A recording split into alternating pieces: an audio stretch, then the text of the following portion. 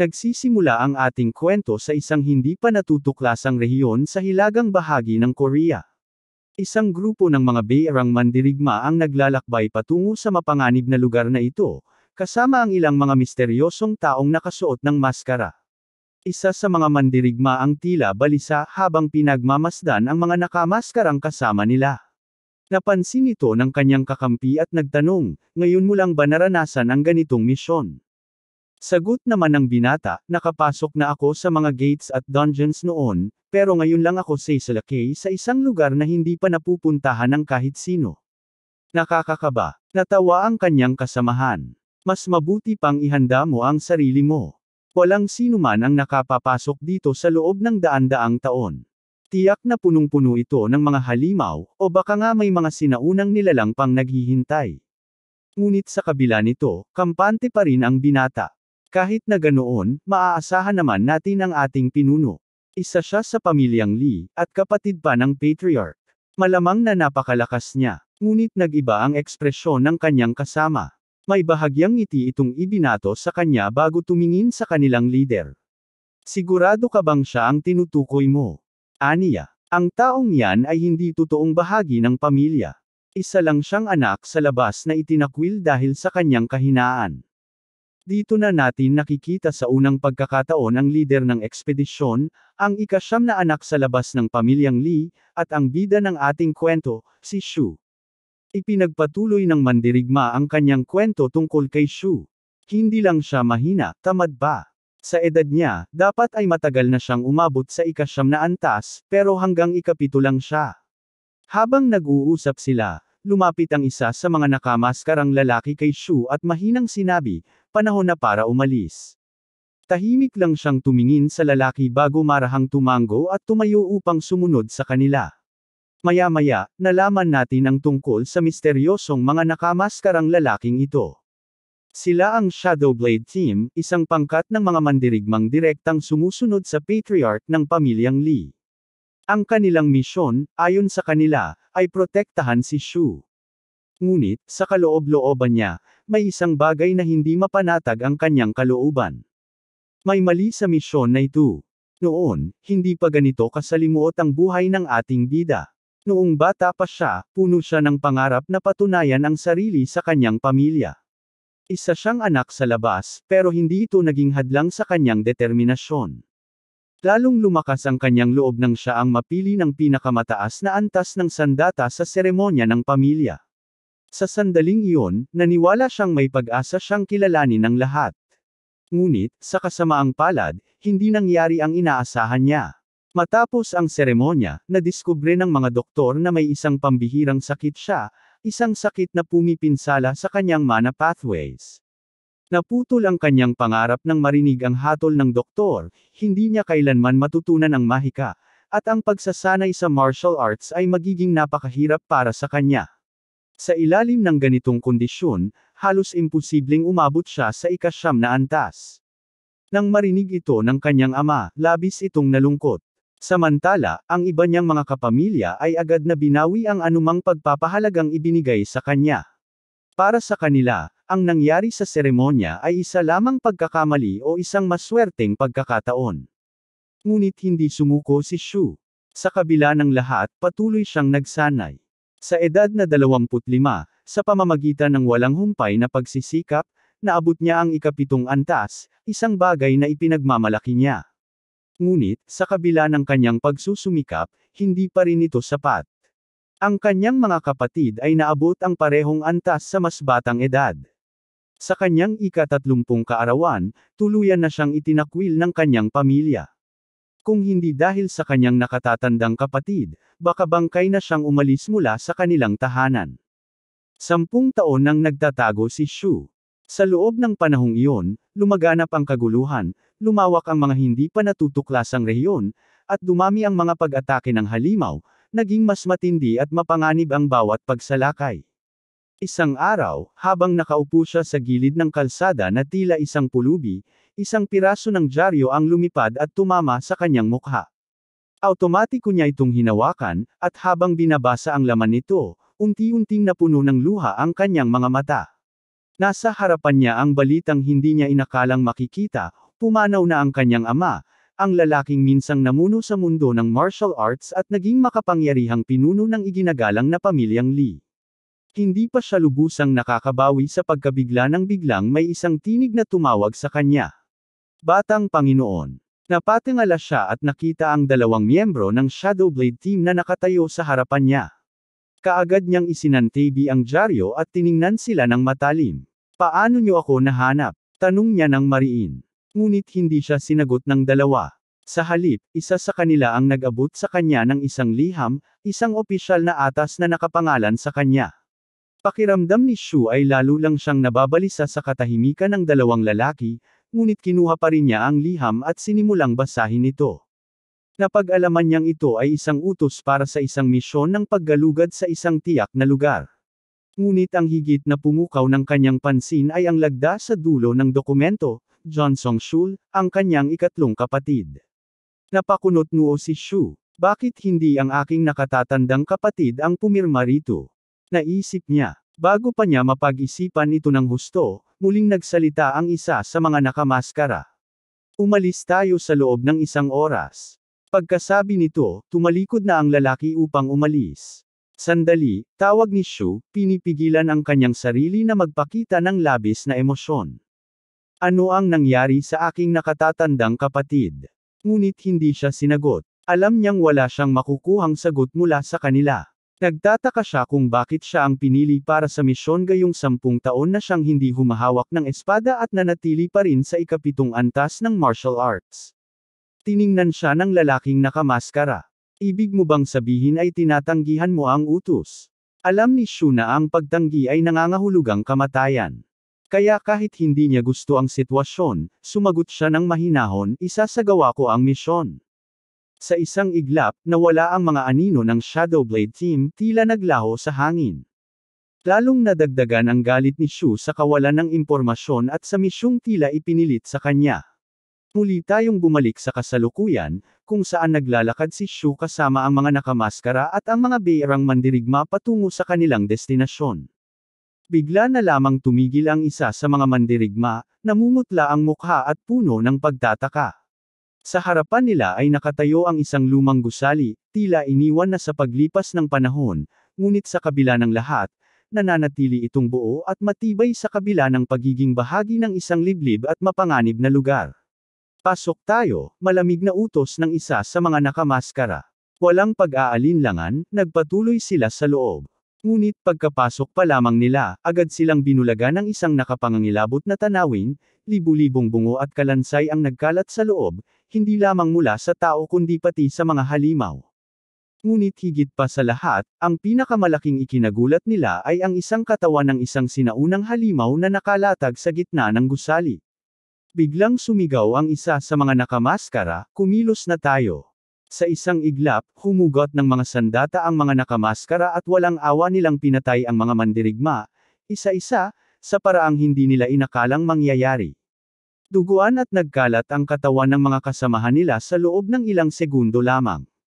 Si Shu at isa pang mandirigma ang nanatiling nakatayo, natulala sa takot at gulat sa kanilang nasasaksihan. Ano ito? Sigaw ng mandirigma sa tabi ni Shu. Isang nakamaskara ang lumingon sa kanila at may malamig na tinig na sumagot, dapat ay naunawaan mo na mula pa sa simula, wala ka ng ibang patutunguhan kundi kamatayan.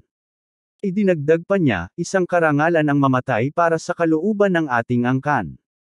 Pagkatapos ng kanyang sinabi, humugot siya ng espada at handa nang tapusin ang buhay ng mandirigma. Ngunit bago niya magawa ang nakamamatay na dagok, isang matalim na espada ang biglang bumaon sa kanyang tiyan. Napadilat siya sa pagkagulat. Si Shu mismo ang sumaksak sa kanya.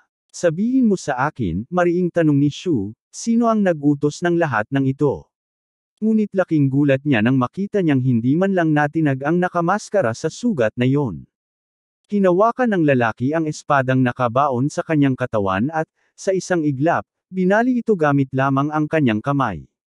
Dinala ka namin dito para patayin ka, nang walang iniwang bakas, malamig na pahayag ng nakamaskara.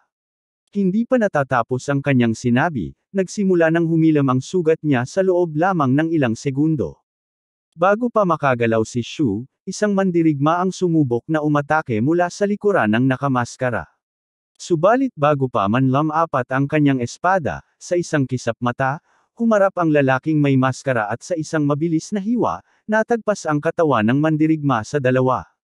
Bumagsak si Shu sa lupa, halos hindi nakaligtas sa parehong kapalarang sinapit ng iba. Mapanuyang tumawa ang lalaking may maskara, tinawag siyang kaawa-awa sa pag-aakalang mas malakas siya kaysa rito. Bigla itong sumugod ng napakabilis at isang malakas na sipa ang tumama kay Shu, dahilan upang siya'y tumilapon sa kabilang dulo ng silid. Bumagsak siya sa bangkay ng isang sinaunang halimaw. Ramdam niya ang matinding sakit ng impact, bumuga siya ng dugo mula sa kanyang bibig. Ngunit sa kabila ng matinding kirot, isang napakatinding galit ang bumalot sa kanya. Hindi siya maaaring mamatay ng ganito. Sa desperadong paghahanap ng paraan upang mabuhay, napansin niyang kailangan niya ng sandata. Mabilis niyang sinuri ang paligid at doon ay namataan niya ang isang lumang espada na nakabaon sa bangkay ng isang napakalaking halimaw. Walang pag-aalinlangan, dali-dali siyang sumugod dito. Kahit luma na ito, inisip niyang kung nagawa nitong patayin ang isang napakalakas na nilalang, siguradong magagamit pa rin ito. Agad niyang hinugot ang espada, umaasang ito ang magiging susi sa kanyang kaligtasan. Ngunit sa kanyang pagkagulat, biglang nagpulbos ang espada sa kanyang mga kamay, unti-unting naglaho na parang alikabok na tinangay ng hangin. Natigilan siya, hindi makapaniwala sa kanyang nakikita. Paano ito nangyari? Bakit? Wala siyang ideya kung paano tutugon sa pangyayaring ito. Muling lumapit ang lalaking may maskara at sinabing hindi niya akalaing magiging ganito kaina ang isang miyembro ng pamilya Lee. Gayunpaman, idinagdag nitong sa kahit anong paraan man siya mamatay, dadalhin niya ang dakilang pangalan ng kanilang angkan. Pagkasabi nito, pinalasap nito kay Shu ang isang matinding hampas. Napasubsob siya sa lupa, bagsak at halos wala ng buhay. Habang unti-unting nilalamon ng dilim ang kanyang diwa, naisip niya kung ganito na lang ba talaga matatapos ang lahat. Isang buhay na puno ng paghihirap at walang katapusang pagtakas, ito na ba ang kanyang huling hantungan? Samantala, patuloy na naglalaho sa kawalan ang espada. Sa huling hibla ng kanyang kamalayan, isang munting pag-asa ang sumilay sa kanyang isipan. Kung mabibigyan lang ako ng isa pang pagkakataon. Nang bigla na lang siyang nakarinig ng isang tinig. Ito ba ang anak ni Yujong? Namilog ang kanyang mga mata. Nakilala niya ang tinig iyon ng kanyang ama. Sa pagbukas niya ng kanyang mga mata, nakita niya ang kanyang ama na tinatanong ang punong Ketiwala tungkol sa kalagayan ni Yujong. Sinagot naman ito ng Ketiwala, nang matagpuan namin siya, wala na siyang buhay. Lalong lumalim ang pagkalito ni Shu. Ang kanyang ama, dapat ay patay na ito. Pero ngayon, nasa harapan niya ito, at tila mas bata pa kaysa sa huling beses niyang makita. Pati ang punong Ketiwala ay mukhang mas bata rin. Sinubukan niyang abutin sila, tatawagan sana niya, ngunit laking gulat niya nang makita ang kanyang sariling kamay, maliit ito, parang kamay ng isang bata. Mabilis niyang inaninag ito, at doon niya napagtantong, katawan niya ito. Pinagharian siya ng matinding pagkagulat, hindi maunawaan kung ano ang nangyayari. Buhay pa ba siya? Isa lang ba itong alaala bago siya tuluyang mamatay? Isang ilusyon lamang ba ito ng kanyang isipan bago siya lumisan sa mundo? Bigla niyang narinig ang tinig ng kanyang ama. Ang pangalang yang ay babagay sa kanya. Pagkatapos ay iniutos nito sa punong Ketiwala na si Choi na kumuha ng isang tagapaglingkod at ilang tauhan mula sa Shadow Force upang magsilbing bantay ng bata. Inutusan din ito na ihanda ang bata upang dumalo sa seleksyon ng aserong sandata kasama ang ikawalong anak. Agad namang tumango ang Ketiwala, ngunit hindi nito napigil ang ipahayag ang kanyang pag-aalala. Ngunit, Panginoon, aniya, masyado pang bata ang bata. Pati na rin ang ikawalong anak, ilang buwan pa lang siyang ipinanganak. Ngunit si Lee Jiashan, ang ama ni Shu at ang pinuno ng makapangyarihang pamilya Lee, ay walang alinlangang sumagot, hindi mahalaga. Nanlaki ang mga mata ni Shu sa narinig. Pakiramdam niya'y halos hindi siya makahinga nang umalis ang kanyang ama sa silid. Ang presensya nito ay napakalakas, napakapuno ng kapangyarihan at awtoridad. Matagal na ang lumipas mula noong huli niya itong nakita, pero ramdam niya pa rin ang matinding pangangibabaw nito. Napabuntong hininga siya, iniisip muli ang lahat ng nangyari. Totoo ba ito? Ang bawat detalye ay masyadong malinaw, masyadong makatotohanan upang isa lamang itong lumang alaala. Alam niyang hindi ito ilusyon. Ngunit kung totoo ito, nangangahulugan bang bumalik siya sa nakaraan? Sa kanyang mapait na nakaraan. Lumipas ang mga buwan simula nang magising siyang muli sa kanyang kabataan. Dumating na ang araw na kanyang kinatatakutan, ang seleksyon ng aserong sandata sa loob ng iginagalang na pamilya Lee.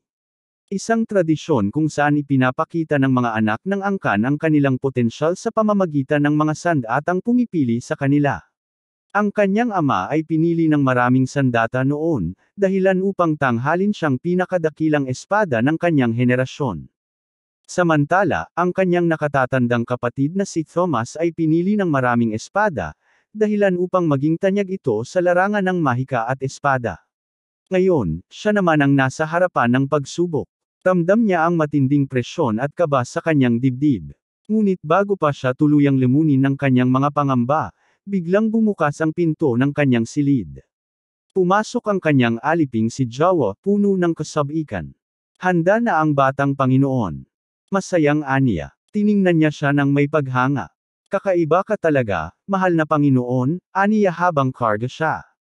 Kahit nasa bago kang kapaligiran, hindi ka man lang umiiyak. Napakatalino mo at tila mas matanda ka sa iyong edad. Pagkatapos ay ngumiti ito at mahigpit siyang niyakap.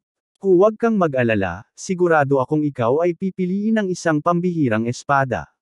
Habang tinatahak ang landas tungo sa isang maliwanag na hinaharap, labis na naantig si Shu sa mga sinabi ni Jawa sa kanya. Para na niya itong ina. Ngunit sa kasamaang palad, napilitan itong lisanin ang estate dahil sa inggit at paninira ng kanyang nakatatandang mga kapatid. Siya lamang ang tanging umiyak para sa kanyang kalungkutan noong bata pa siya, ang nag-iisang nanatili sa kanyang tabi hanggang sa huli. Ngunit sa pagkakataong ito, hindi na niya hahayaang maulit ang nakaraan. Matibay niyang pinagdesisyonan, ipagtatanggol niya si Jawa anuman ang mangyari. Sa sandaling iyon, isang alipin ang pumasok sa silid upang ipaalam na tapos na ang mga paghahanda para sa seremonya at kailangan na nilang umalis agad. Sa parehong oras, ipinaalam din sa kanyang ama na handa na ang lahat, kaya maaari nang simula ng seremonya ng walang anumang pagkaantala. Mabilis na tinahak ni Panginoong Lia ang landas patungo sa lugar ng seremonya, kasunod ang mga bata at kanilang mga tagapag-alaga. Pagdating nila sa malawak na lupain kung saan nagtipon ang maraming tao, agad na napunta ang atensyon kay Shu, ang anak na mula sa labas, isang hindi kilalang pangalan sa loob ng angkan. Kaunti lamang ang nalalaman tungkol sa kanyang tunay na pinagmulan, maliban sa katotohanang siya ay anak ng pinuno ng angkan, si Panginoong Li Jiashan. Sa gitna ng pagtitipon, isang diskusyon ang nabuo sa pagitan ng matatandang nakatatanda ng angkan. Kasama sa mga naroroon sina Ginang Baek Hwayon, ang iginagalang na ministro ng angkan, si Panginoong Lai Shahong, ang pinakamatandang anak, si Layo Jung, at ang ikatlong anak na si Li Jianong. Mio Jung, ang pinakamatandang anak, ay hindi napigil ang ipahayag ang kanyang pagkagulat.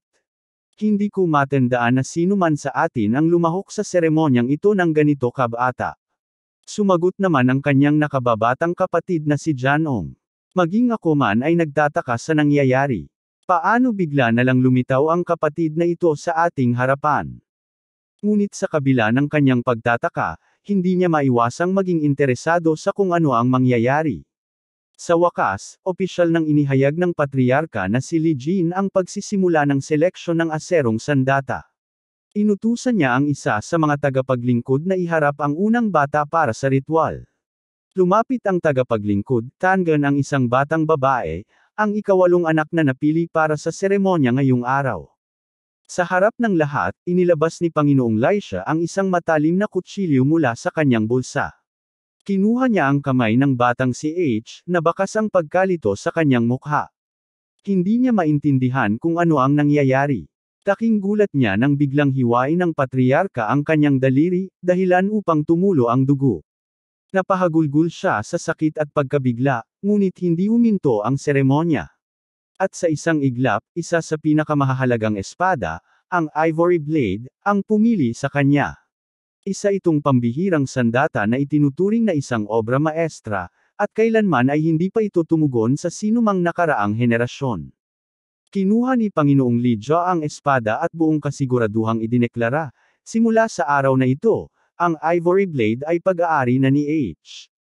Nagdiwang ang mga tagapaglingkod, sabay na bumati kay Ginang Beck sa pambihirang kaganapan.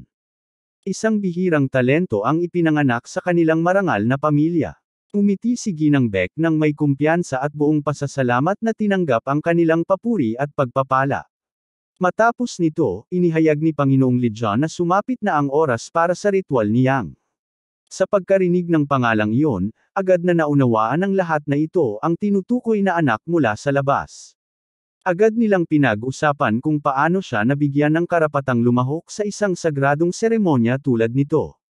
Gayunpaman, hindi ito pinansin ng patriarka at ipinagpatuloy ang ritual. Hinawakan niya ang kamay ni Shu at pinadaan ang matalim na kutsilyo sa kanyang daliri, dahilan upang tumulo rin ang kanyang dugo. Naramdaman ni Shu ang bahagyang kirot, ngunit hindi siya lumuha. Sa halip, tumango ang patriarka at hinaplos ang kanyang ulo bilang papuri sa kanyang tapang.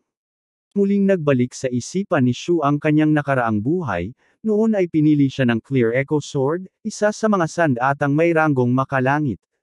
Ngunit alam niyang hindi siya maaaring umasa sa kanyang nakaraang kapalaran sa pagkakataong ito. Samantala, tahimik na pinagmasdan ni Panginoong Hong ang sitwasyon. Narinig niya ang bulong-bulungan ng mga taong tumututol sa paglahok ng isang anak mula sa labas. Sa kabilang banda, makikita sa mukha ni Ginang Beck na hindi rin siya nasisiyahan sa pangyayari. Ngunit nang pag-isipan ni Hong ang sitwasyon, hindi siya nagulat. Hindi na bago sa kanya ang pagkakaroon ng isang anak sa labas ng kanyang kapatid. Subalit napagtanto rin niya na kung hindi magbabago ang kalagayan ng batang ito, napakahirap ng buhay na naghihintay sa kanya. Sa isang angkang kasing higpit ng pamilya Lee, ang isang anak na wala sa lehitimong linya ay halos imposibleng mabuhay. Dahil dito, isang matandang nakatatanda, si Lee Chul-jung, ang lumitaw, nagpapakita ng malinaw na interes sa hindi lehitimong anak na ito. Sa kabila ng pag-aalinlangan at hirap sa pagbasa ng ekspresyon ng matanda, magalang pa rin ang pakikitungo ni Hong. Tinitigan siya ng nakatatandang yung at nagtanong, ito ba ang batang dinala ng patriarka sa ating lupain? Tumango si Hong at kinumpirma, oo, ito nga ang batang natuklasan at dinala ng puwersang anino. Bahagyang nagulat ang nakatatanda at napaisip. Bakit nga ba pinili ng patriarka na dalhin ang isang bata na may di malamang pinagmulan? At higit sa lahat, bakit siya pinayagang lumahok sa sagradong pagsubok ng bakal? Ngunit sa huli, napabuntong hininga ang matanda at nagsabing, kung ang patriarka mismo ang sumubok sa kanya, marahil alam na niyang walang saysay ang pagsubok na ito para sa isang bastardo. Nagalit ang ministro sa narinig at matalim na nagtanong, ano ang ibig mong sabihin sa mga salitang iyan? Mabilis namang humingi ng paumanhin ang matanda at ipinaliwanag, wala itong ipinagkaiba sa sarili kong karanasan. Ang batas ng ating angkan ay malinaw, anuman ang sandatang pipili sa batang ito, magiging kanya yon. Ngunit hindi ganoon kadali ang lahat. Matapos ang saglit na katahimikan, muling nagsalita ang patriarka. Handa akong makinig sa anumang suhestyon upang maayos ang sitwasyong ito. Itinaas ni Ministro Hong ang kanyang kamay, na nagpaantig sa interes ng patriarka. Ano ang iyong mungkahi? Tanong ni Patriarka Lydia. Kung ibibigay natin sa bata ang lahat ng sandatang ito, mawawala ng saysay ang tunay na layunin ng sagradong pagsubok ng bakal, paliwanag ng ministro. Dapat siyang pumili ng isa lamang. Nag-isip saglit ang patriarka bago tumango. Hindi masamang ideya, sagot niya. Gagawin natin ito. Dahil dito, isa-isang inilatag ang mga sandata sa harapan ng bata. Ngayon, nasa kanya ang kapangyarihan na pumili ng kanyang magiging sandata. Pinagmasdan ni Shul ang paligid, ramdam niya na ibang-iba ang ritual na ito sa kanyang naranasan sa kanyang nakaraang buhay. Ngunit sa pagkakataong ito, mas pabor ito sa kanya. Alam niyang ito na ang pagkakataon upang makuha ang pinakamalaking kalamangan. Dahan-dahan siyang lumapit sa mga sandata. Pinagmasdan niya ang espadang tagapuksa ng dragon, ang paru-parong talam ng Cylon, ang mga banal na sibak na nilikha mula sa mga buto ng banal na puting balyena, At ang mahiwagang tungkod na bahin, hinulma mula sa puno ng mundo kung saan natutulog ang mga espiritu. Dumaan din siya sa makalangit na espada, na sinasabing nilikha noong nagtagpo ang araw, buwan, at mga bituin. Ngunit hindi iyon ang hinahanap niya. Alam na niya kung ano ang tunay niyang nais. Napansin ng patriarka ang direksyon ng paglalakad ng kanyang anak at agad na naunawaan kung saan siya papunta. Unti-unting lumapit si Young sa isang espada na natagpuan pa ng unang ninuno ng kanilang angkan sa hindi pa natutuklasang lupain. Ito ay natatakpan ng alikabok, nababalot ng hiwaga, at kailanman ay walang sinuman ang nakapagpalabas ng tunay nitong kapangyarihan. Pinagmasdan ni Patriarka Li Jia ang sandatang pinili ni Shu. Alam niya ang mga kakayahan ng espadang ito, ngunit hindi sapat ang mga iyon upang matawag itong isang makalangit na sandata. Gayunpaman, itinabi ito sa hanay ng mga makalangit na sandata, marahil dahil ito ay isang sagisag ng tagapagtatag ng kanilang angkan. Sa kabila nito, wala ni isa mang inapo o ninuno ng kanilang angkan ang napili ng espadang ito. Hindi pa rin niya tiyak kung ito ay isang simpleng pagpili lamang ng isang bata o kung may mas malalim na kahulugan sa desisyong ito.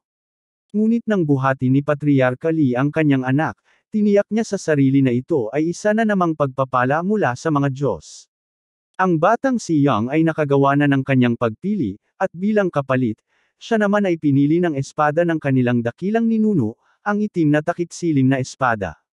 Dito nagtapos ang sagradong pagsubok ng bakal. Habang nagmamasid, napansin ni Ginang Beck ang lahat ng nangyari.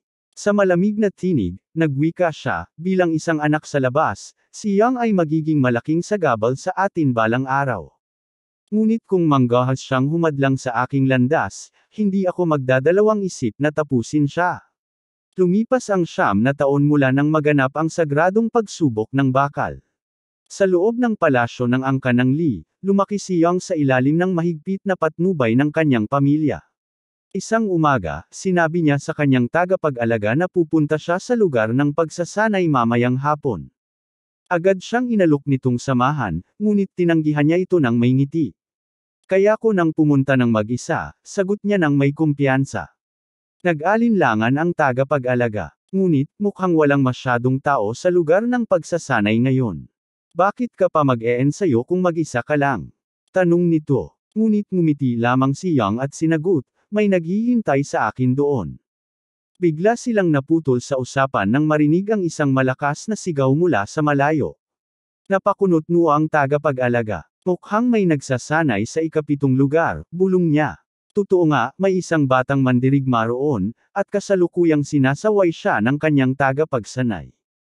Kung patuloy mong hahawakan ang espada ng ganyan, siguradong masasaktan ka. Babala ng tagapagsanay. Ang batang iyon ay si Li Ha, na walang tigil sa pag-ensayo ng kanyang espada. Pagdating ni na Young at ng kanyang tagapag-alaga, doon nila napagtanto na ang sigaw ay nanggaling mismo kay Ha. Bumaling ang tagapag-alaga kay Young at maingat na nagpaalala, tandaan mo, dapat mo siyang tawaging 8. Mas matanda siya sayo. Napanguso si Young at bumulong ng protesta. Pero 5 buwan lang naman ang tanda niya sa akin. Bakit kailangan ko pa siyang galangin ng ganun? Ngunit hindi na siya pinansin ng tagapag-alaga. Sa halip, pinakinggan nila ang tagapagsanay na patuloy na nagbibigay ng payo kay Ha. Ang espada ay hindi lang isang sandata, ito ay bahagi ng iyong katawan. Kung hindi mo ito mahahawakan ng tama, ikaw mismo ang masasaktan, paliwanag nito. Ngunit imbes na makinig, sumigaw si Ha ng may inis. Tama na yang pangangaral mo. Hindi mahalaga kung paano ko ito hawakan. Ang mahalaga ay kaya kong lumaban. Napabuntong hininga ang tagapagsanay at sinubukang pakalmayan siya. Huwag kang magmadali. Subukan mo ulit. Naniniwala akong magtatagumpay ka. Habang pinagmamasdan ito ni Young, tinanong niya ang kanyang tagapag-alaga, sino yang tagapagsanay niya? Sumagot ang tagapag-alaga, siya si Beckley Juan mula sa unit ng Ebony. Napaisip si Young. Mukhang masyadong mahusay para lang maging tagapagsanay ng isang 9 na taong gulang. Tumitig sa kanya ang kanyang tagapag-alaga bago nagpakita ng matinding emosyon. Huwag kang mag-alala. Darating ang panahon na mabibigyan ka rin ng angkop na tagapagsanay para sa iyong talento. Ngunit bigla itong naluha at humingi ng tawad. Patawarin mo ako, hindi ko maibigay sa iyo ang lahat ng kailangan mo, hindi tulad ni Ginang Ha, na lumaki sa isang mas maayos na kapaligiran. Nilingon siya ni Yang at marahang ngumiti. Huwag mo na yang ulitin, sabi niya. Wala akong hinahanap na espesyal na tagapagsanay. Narito tayo sa angkan na ito hindi dahil sa akin, kundi dahil sa kanilang lakas. Pagkatapos ay tumingin siya sa direksyon ng unang lugar ng pagsasanay. At saka, nahanap ko na ang tamang mga taong matututo ako. Sa harapan nila ay isang pribadong lugar ng pagsasanay, isang sagradong puok na puno ng mga sandatang sumisimbolo sa karangalan at kapangyarihan ng angkan ng Li. Kilala sa kahusayan nito sa sining ng pakikidigma, naramdaman ni Yang na ang lugar na ito ay mas mukha pang museo kaysa isang lugar ng pagsasanay. Ngunit alam niyang may mabigat na dahilan kung bakit ito umiiral. Ang lugar na ito ay hindi basta ordinaryong training ground, dito nakatago ang sinaunang sandata. Habang iginagala niya ang kanyang paningin, napansin niya ang isang matandang espada. Lumapit siya at inabot ito. Sa isip niya, maaari niyang gamitin ito pansamantala para sa pagsasanay. Habang sinisimulan niyang subukan ang espada, naisip niya ang biglaang pagbabago sa kanyang buhay mula nang bumalik siya sa nakaraan, 9 na taon ang lumipas. Ngunit sa lahat ng mga pagbabagong ito, ang pinakanakagugulat ay ang kanyang kakaibang kakayahan, ang kapangyarihang basahin ang mga alaala na nakapaloob sa isang sandata. Muling itinuon ni Yang ang kanyang pansin sa espada at sinubukang basahin ang mga alaala nito. Sa pamamagitan nito, mas naintindihan niya ang pundasyon ng mga advanced techniques, na siyang batayan ng mas mataas na antas ng espada. Sinimulan niyang isagawa ang mga galaw na nakikita niya sa alaala ng espada, dahilan upang matuto siya ng mas mabilis kaysa sa itinuturo ng kahit sinong guro. Napansin din niya na kung mas matanda at mas makapangyarihan ang sandata, mas malinaw niyang nasesagap ang mga alaala nito. Sa loob ng maraming taon ng pagsasanay, tuluyang napagtagumpayan ni Yang ang 7-star sword technique. Sa loob ng 2 taon, nagawa niyang basahin at matutunan ang karamihan sa mga alaala mula sa mga sandatang nakaimbak sa lugar na ito. Ngunit ang kanyang matinding konsentrasyon ay biglang naputol nang may marinig siyang tinig. Matagal na mula noong huling may nakakita ng isang taong may kakayahang mapag-aralan ang 7-star sword technique.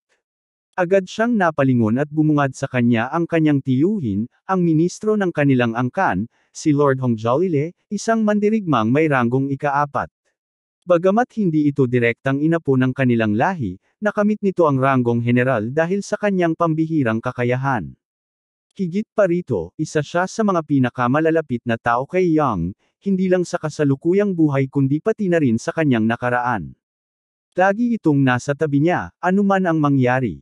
Sa pagtingin sa kanya, may halong pagmamalaki sa boses ng kanyang tiyuhin. Sinabi nitong madalas niyang nakikitang nagsasanay si Yang, sa tuwing bumabalik siya mula sa kanyang mga tungkulin, palagi niyang nasusulyapan ang binata. Naiintindihan niya ang hinanakit nito sa hindi pantay na pagtrato ng kanilang angkan, ang pagkiling sa kanyang mga kapatid habang siya naman ay ipinagwawalang bahala. Ngunit sa halip na magpaalipin sa galit, hinimok siya ng kanyang tiyuhin na gamitin ito bilang inspirasyon upang patunayan ang kanyang sarili. Umiti si Yang at sinagot ito ng diretsahan, ayos lang ako. Isa pa, bahagi ako ng iginagalang na angkan ng Li. Alam kong ang tanging paraan para makuha ang kanilang pagkilala ay sa pamamagitan ng aking espada. Kaya naman, ipapakita ko sa kanila ang tunay kong halaga gamit ang sarili kong lakas. Bagamat ipinakita ni Hong ang kanyang paghanga, hindi niya maiwasang makaramdam ng lungkot. Alam niyang anuman ang gawin ng batang ito, palagi siyang mananatiling isang anak sa labas sa mata ng kanilang angkan. Walang anuman ang makakabago sa katotohanan ito. Pagkatapos ng saglit na katahimikan, sinabi ni Hong na nalalapit na ang panahon para sa kanyang naming ceremony, ang seremonya kung saan magkakaroon siya ng pagkakataong opisyal na kilalanin ng angkan. At bago siya tuluyang umalis, bigla itong nagtanong, alam kong medyo huli na para itanong ito, pero gusto mo bang ako ang maging guro mo hanggang sa dumating ang seremonya? Hindi inaasahan ni Hong ang sagot ng kanyang pamangkin, isang tahasang pagtanggi. Nagulumihanan siya. Bakit? Ano ang dahilan mo para tumanggi? Diretsyong sagot ni Yang, alam kong may patakarang hindi ako maaaring kumuha ng guro bago ang seremonya. Ayokong malagay ka sa alanganin. Ngunit agad itong sinagot ni Hong, ang iyong mga kapatid ay walang pakialam sa batas na yan. Nilalabag nila ito ng walang pag-aalinlangan. May mga tanyag silang tagapagturo, at sinusunod nila ang mahigpit na diet upang palakasin ang kanilang katawan. Ngunit hindi natinag si Yang. Ang batas ay batas, Theo. Kahit hindi ito sinusunod ng iba, hindi nangangahulugang dapat ko rin itong labagin. At gaya ng sinabi ko kanina, gusto kong patunayan ang sarili ko ng mag-isa. Napatigil si Hong. Napabuntong hininga siya habang tinitingnan ang kanyang pamangkin. Hindi niya inaasahang maririnig ang ganitong pananalita mula sa isang batang wala pang 10 taong gulang. At sa sandaling iyon, nakita niya ang isang pamilyar na liwanag sa mga mata ni Yang, ang parehong liwanag na minsang nakita niya sa kanyang nakatatandang kapatid, ang pinuno ng kanilang angkan. Talagang matigas ang ulo mo, sambit ni Hong. Pareho kayo ng ama mo, hindi madaling maimpluwensyahan. Bagamat alam niyang hindi na niya mababago ang isip ni Yang, hindi niya maiwasang makaramdam ng panghihinayang. Napabuntong hininga siya, saka nagtanong, kung ganon, mayroon bang kahit anong bagay na magagawa ko para sayo? Napatingin si Yang sa kanya, ito ang pagkakataong matagal na niyang hinihintay. Nag-ante si Hong, hindi maitago ang pananabik. Ano yun? Sabihin mo, at gagawin ko. Ngunit ang kanyang kasab-ikan ay agad na napalitan ng pagkagulat sa sagot ni Yang. Theo, gusto kong makita kung ano ang nasa loob ng lihim na silid.